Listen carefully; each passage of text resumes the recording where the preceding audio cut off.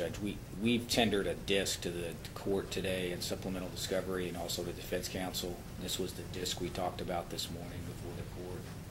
This is a recorded jail interview between Mr. Mallory and Mr. Joe. We had never heard it before this. We broke for lunch. We went back and listened to it. We burned copies for everybody. The recording poses some serious concerns for the Commonwealth, and we believe it would for this court also.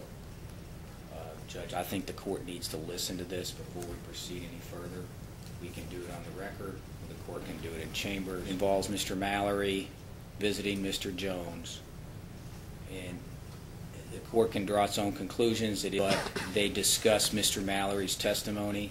Mr. Jones and Mr. Mallory discuss Mr. Mallory telling the jury that when he gets up on the stand to tell the jury that I know that Mr. Jones is innocent, but I've decided to prosecute him anyways, that I told Mr. Mallory that, which I never did. Also, during the course of the conversation between Mr. Mallory and Mr. Jones, Mr. Mallory was given Mr. Eggert's telephone number, and he contacted Mr. Eggert on the telephone.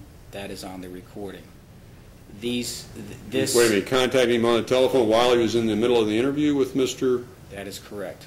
During the jail conversation, the jail visit. So we have that discussed. Mr. Jones and Mr. Mallory discussed the case. They're discussing Mr. Mallory perjuring himself on behalf of Mr. Jones, particularly trying to make the allegation that I am pursuing and actively prosecuting an innocent man, and that I know it, and that I've made up the charges. Judge, causes us on this tape, which we believe is fully admissible, because it's admissions by the defendant, and he's concocting a scheme to defraud the jury in this court about the true facts of the case. In the middle of it is a conversation with the attorney. I don't know how we proceed now that we've received this information that the defendant, I'm not saying defense counsel is, but the defendant is actively trying to perpetrate a fraud upon this court and defense counsel. And Judge, we started off this case on a hearing to seal the discovery in which we provided to the court notations on discovery and pictures and other things provided by the defendant and a witness in that case. And it looks like we have the exact same scenario here now. And I don't see how we can proceed until the court has a good chance to listen to this and take consideration of it and decide what it's going to do. The fact of the matter is, the conversation took place on February the 12th of this year. I was not made aware of it until this morning. Sergeant Kevin Blansett made me aware of it because the defendant's private investigator had requested to listen to it this morning. And he asked me if I knew that they were recorded, and I said no, I did not. So certainly I couldn't have turned it over. I had no idea it existed. But now that I do, and now that I hear it, I think out of an obligation to both this court and the system, we have to renew our motion to disqualify again, and I'm not going to comment on it any further. But it definitely could affect the trial. And it's an unfair advantage because now we know that the defendant is negotiating with witnesses of this court, not of the Commonwealth, but of this court, Your Honor. He's negotiating and attempting to influence their testimony to secure his freedom. Because this is something that the defendant created of his own volition, not the Commonwealth. Judge, I'd like to respond. First of all, I know this. I did absolutely nothing wrong, okay? And I don't think there's an allegation that I did do anything wrong. And I don't think he can say that I did anything wrong. Unless he's saying it. If he is saying it, I'd like him to say it. No, I'm not saying that anything was done wrong. Relevant. He called me. I didn't call him. And he said he was visiting my client. And I say something like, well, I can see you tomorrow, and tried to arrange a time with him. He never showed up. I said absolutely nothing on that tape. Improper. Nothing.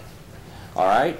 And then he called me again last night when I urged him to comply with a subpoena. So I have done nothing wrong at all. Okay? And I can't help it if Mr. Mallory calls me. Now, Mr. Mallory goes to my client.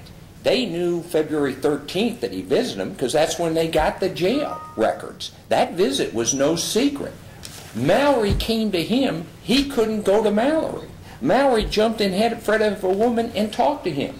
Never. Mr. Jones throughout this tape says, I didn't do it, I didn't do it, I didn't do it.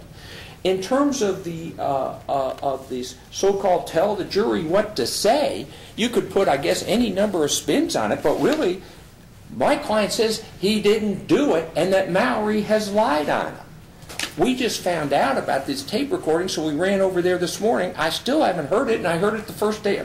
My investigator heard it the first day of trial. And finally, it's created by their informant, their jailhouse informant, their agent who went and visited my client.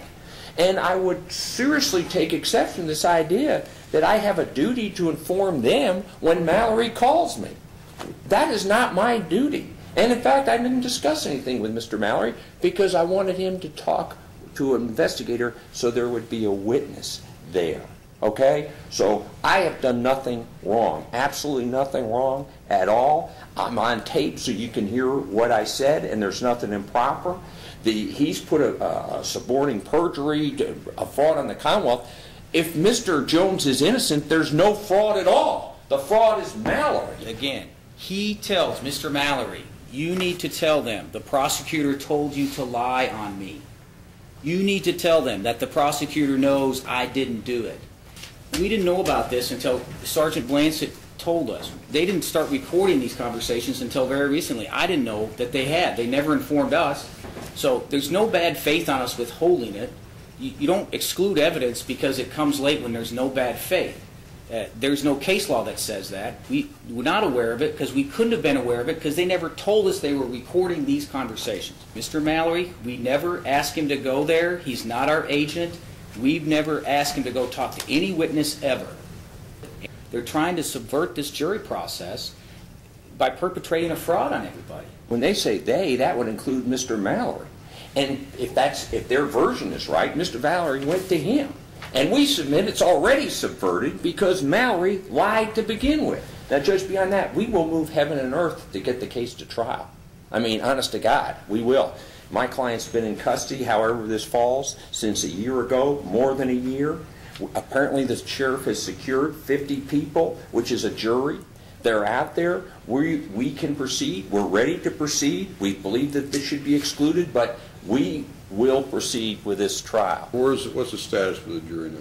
I got them right outside the door. You got 50 folks out there? 50 folks. Okay.